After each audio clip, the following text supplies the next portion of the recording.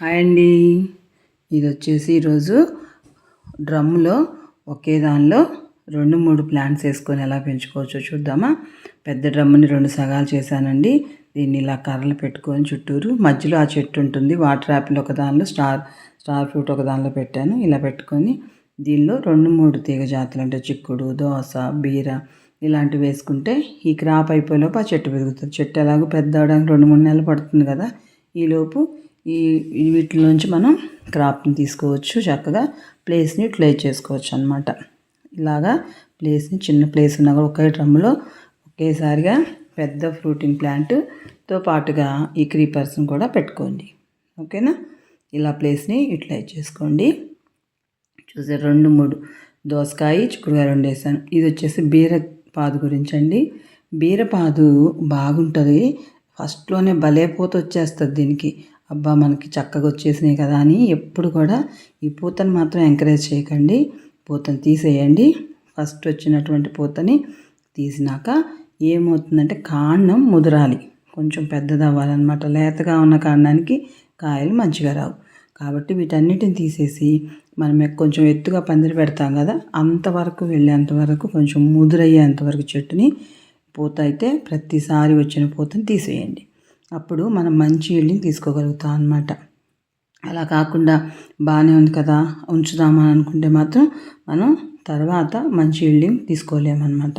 బీర చెట్టు గురించి అయితే ఇది. ఎప్పుడైనా కూడా బీర చెట్టు అయినా ఏ చెట్టు అయినా స్టార్టింగ్లోనే పూతను మాత్రం ఎంకరేజ్ చేయకండి. ఆ తర్వాత వచ్చేది మంచి ఈల్డింగ్ వస్తుంది అన్నమాట. ఓకేనా. వెంటనే పూత రాగానే హ్యాపీ ఉండేసి దాన్ని అయితే ఎంకరేజ్ చేయకండి. బెండకాయకి వచ్చేటప్పటికి ఈ బెండ చెట్టు ముందు రాగానే పెద్ద పెద్ద ఆకులు వచ్చేస్తాయండి. ఈ ఆకులను కట్ చేసేయండి, ఉంచకండి ఆకుల్ని. ఎందుకంటే మనం మిద్దె తోటలో కొంచెం మట్టిలోనే వేస్తాం కదా, దానికి ఇచ్చే ఫెర్టిలైజర్స్ అన్నీ ఆకులకే పోతాయి బలం అంతా. కాబట్టి చిన్న ఆకుల నుంచి పెద్ద ఆకులను మాత్రం కాయ పూత స్టార్ట్ అయిన తర్వాత ఉంచకండి, తీసివేయండి. అలాగే చిక్కుడు చెట్టు అండి. 2 చిక్కుడు చెట్లైనా పెట్టుకోండి. చిన్న ఫ్యామిలీకి సరిపోతాయి. గుత్తులుగా పూస్తాయండి. బాగా పూత బాగా వస్తుంది, కాయ కూడా బాగుంటుంది. దీన్ని పెద్దగా ఫెర్టిలైజర్స్ ఏం అక్కర్లేదండి. బాగానే మన తోటలో సర్వైవ్ అవుతుందన్నమాట.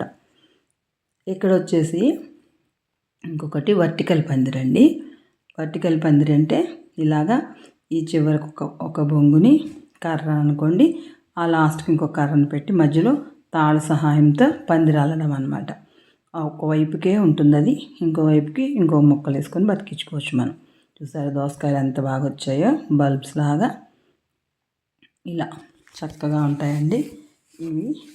ఒక పక్కేమో చెట్టు ఉంది, ఇంకో పక్కనేమో అది చక్కగా క్రీపర్ లాగా ఉంది. ఈ వంగ మొక్క, బెండ మొక్క ఒక పక్క ఉన్నాయి, అదొక పక్కన అది అల్లుకుంటూ ఉందన్నమాట. ఇలాగా తక్కువ ప్లేస్ ఉన్నా కూడా దీన్ని ఇలా యూటిలైజ్ చేసుకోండి.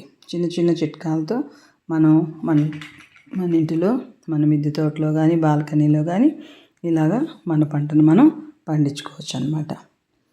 చూసారా ఎంత బాగున్నాయో, చక్కగా పచ్చటి ఆకులు. బీర పిండి కూడా వచ్చింది చూసారా. ఇక్కడ ఒక బీర చెట్టు వేసాను అనమాట. అలా మీరు కూడా కొంచెం ప్లేస్ ఉన్నప్పటికీ మంచిగా యూటిలైజ్ చేసుకోండి. నా వీడియో నచ్చినట్టయితే లైక్ చేయండి, సబ్స్క్రైబ్ చేయండి.